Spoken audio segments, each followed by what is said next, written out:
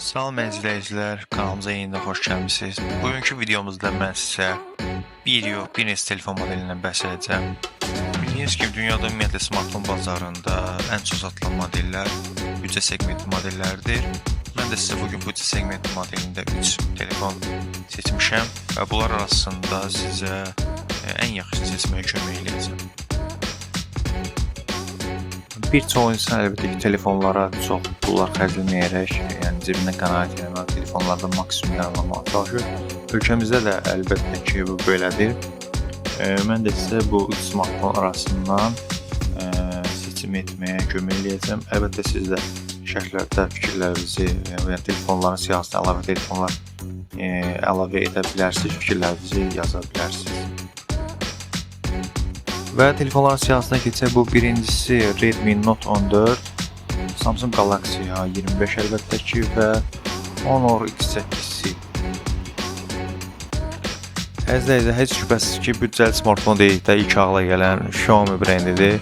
Xiaomi brendinin Redmi Note seriyası büdcəli smartfonlar arasında ən tanınmış seriya sayılır. Deyərdim ki, Note seriyası hər il demək olar ki, satış rekordları təzələyir. Bu ilki ən son modeldə Redmi Note 14 seriyasıdır. Note 14 seriyası Note 14, Note 14 Pro və Note 14 Pro Plus modelləri var. Mövzumuz büdcəli smartfon olduğuna görə bugün sizə Note 14 4G modelindən bəhs edəcəyim. Note 14 4G həqiqətən yeni xüsusiyyətlərə malikdir. Buradan Note 13 ilə müqayisədə görürsünüz, prosesor yenilənib. Batereya həcmi daha da artırılıbdır. Yəni telefon AMOLED 120 Hz ekrana sahibdir və deyərdim ki, kifayət qədər keyfiyyətli 108 megapiksellik kameraya malikdir. Telefon belə baxanda, yəni Note 13 modelindən çox böyük fərqləri yoxdur. Əlbəttə ki, Note 13 də kifayət qədər yaxşı model olduğundan belə böyük dəyişikliklər edilməkdir və deyərdim ki, Note 14 modeli gündəlik istifadə sizin ehtiyaclarınızı ödəyəcək. Və ikinci smartfonumuz Samsung Galaxy A25. Android smartfon dedikdə əlbəttə ki, ilk ağla gələn brend olan Samsung.